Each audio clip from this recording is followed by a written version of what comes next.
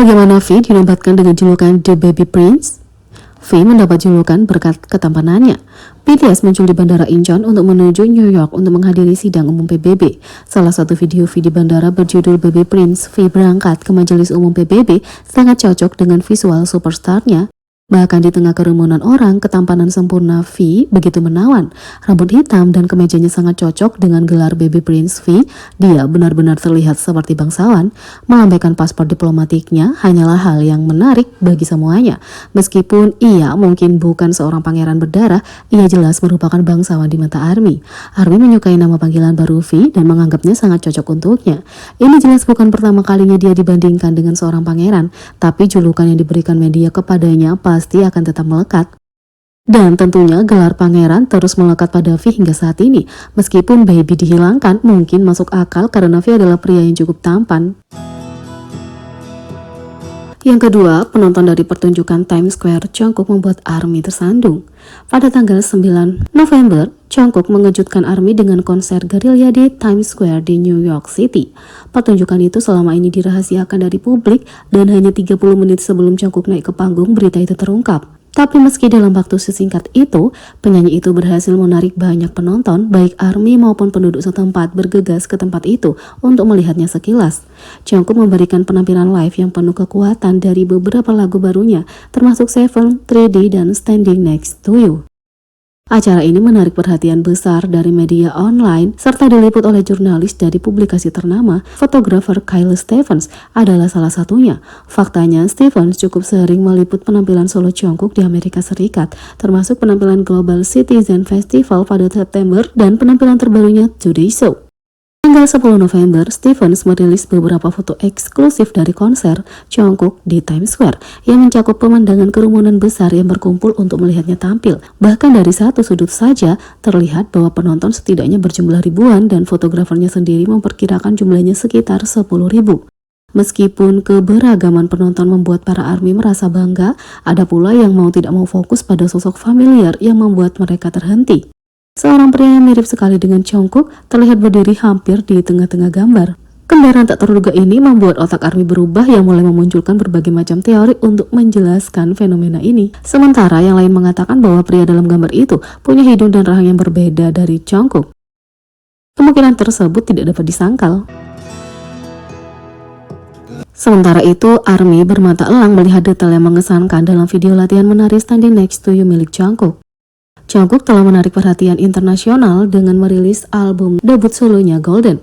Dengan perilisan album baru ini, Jungkook dengan cepat merilis konten baru dan mendapat penggemar baru di seluruh dunia. Menyusul kesuksesan singlenya Seven featuring Lato dan 3D featuring Jack Harlow, judul lagu Golden Jungkook Standing Next to You dirilis. Jungkook mengakui judul lagu baru itu pada awalnya tidak menarik baginya, tapi lambat laun menarik minatnya saat ia mengerjakan album tersebut dan tertarik pada kemegahannya. Izinkan aku memberitahumu, ketika aku pertama kali mendengar lagu ini, setelah Andrew dan aku selesai merekam Seven, dia memainkan lagu ini lagi. Aku tidak langsung tertarik dengan lagunya, tapi ada keagungan di dalamnya ketika aku mendengarkan, kata Jungkook. Para penggemar langsung tertarik dengan keagungan lagu itu saat Jungkook memamerkan bakat vokal dan menarinya yang luar biasa. Dengan referensi ke BTS di seluruh video musik, menambah kecintaan ARMY terhadap lagu itu.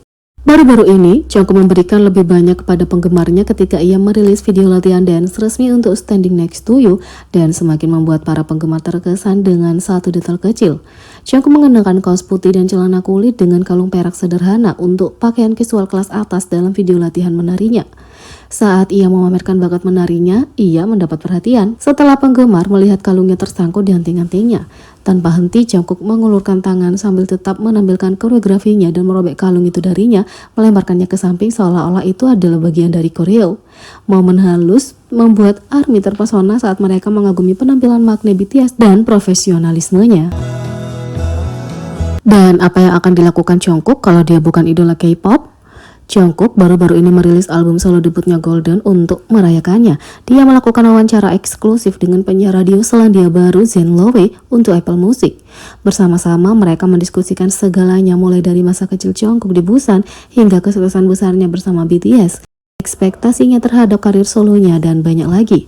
Duduk di lantai 19 gedung Hype menghadap ke Seoul, Zen Lowe bertanya kepada magnet BTS ini apakah dia sekarang menganggap ibu kota Korea Selatan sebagai rumahnya setelah pindah ke Seoul dari Busan untuk menjadi trainee.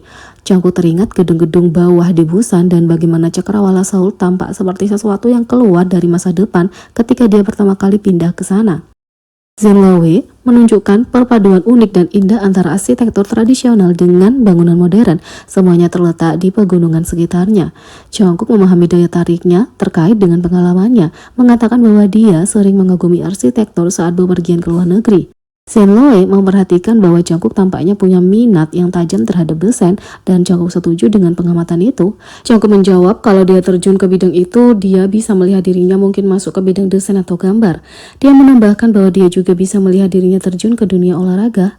Magnet BTS ini menjelaskan bahwa dia menikmati menggambar sejak dia masih muda dan berniat untuk belajar menggambar, mengatakan bahwa dia punya titik lemah untuk karya kreatif.